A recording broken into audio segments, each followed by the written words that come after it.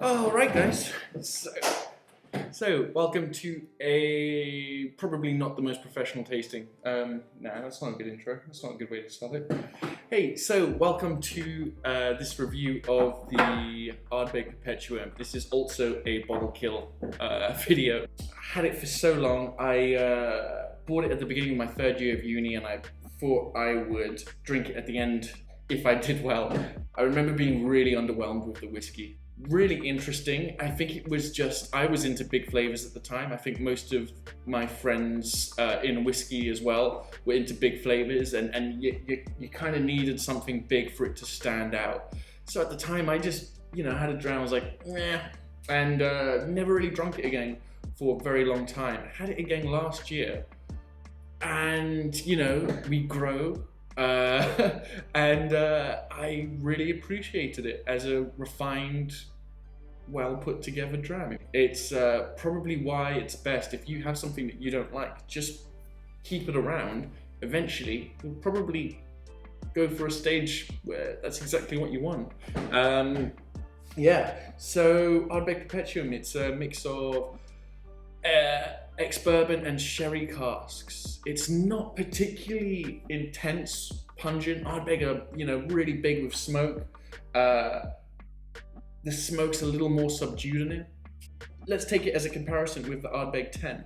So that's a classic dram. I'm doing a comparison just because I personally think that it's always good to gauge, to calibrate your senses against something that you either already know very well or something very similar to the whiskey that you're really trying to investigate.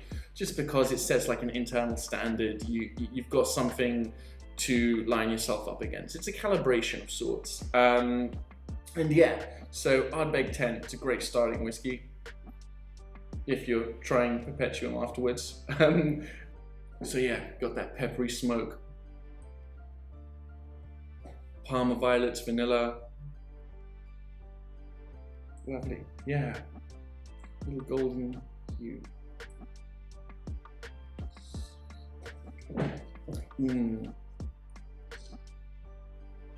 Really heavily charred bacon.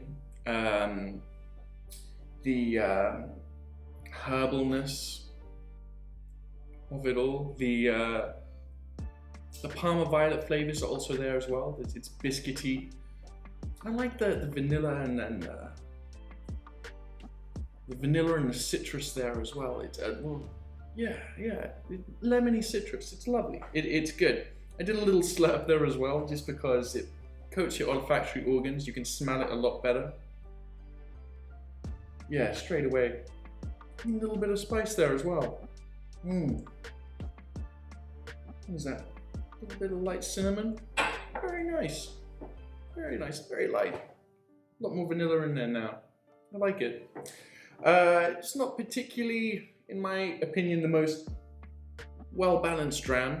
There's a lot going on in there, but it does have a nice, vanilla, citrus, Parma violets, and then you just got this big fucking smoke.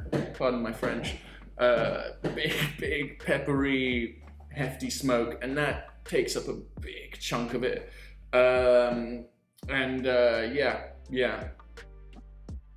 It's good. I mean, over the 10 years, it all blends together incredibly well, and it separates out the different flavors but it still merges together into a great dram. But it's not particularly balanced. And balance for me is the difference between a great whiskey and an amazing whiskey, or even a good whiskey and a great whiskey. That's me. So yeah, also got to dwell on the bottle, just because you drink it with your eyes before you actually taste it. And Ardbeg are the king of marketing. Marketing does matter. It's a great bottle. Look at that. It's got the infinity sign. It was for their 200th year of being open.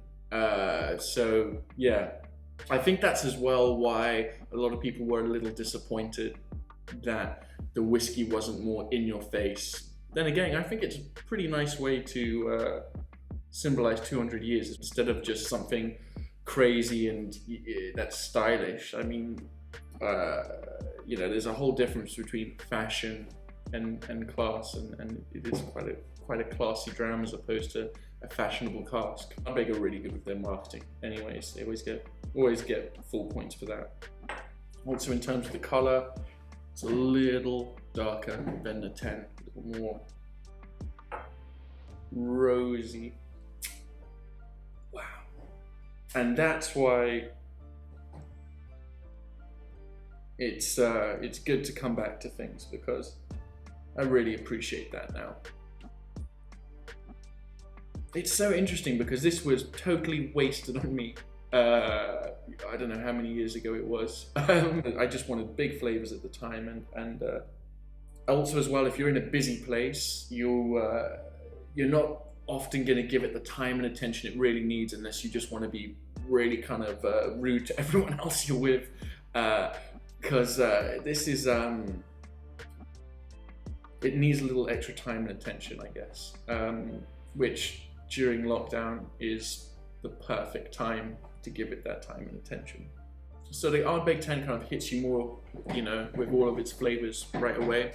A little more, again, subdued, but it's really good. Almost a little bit of orange marmalade and straw notes. A little bit of sherry there, the salinity.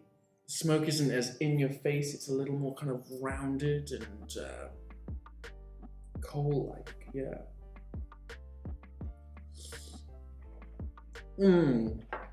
Sweet. Sweet, and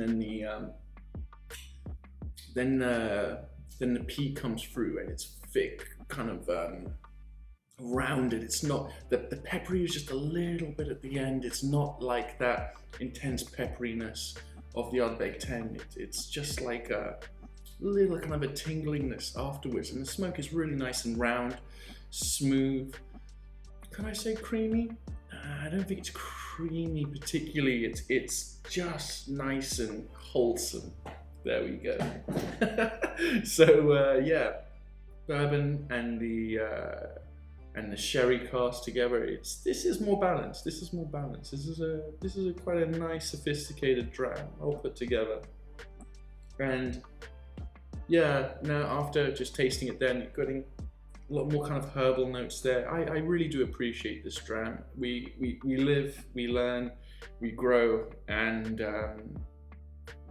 yeah, sometimes if it's not right for you, it's just the wrong time. And I think that's all I've really got to say about it all. Yeah.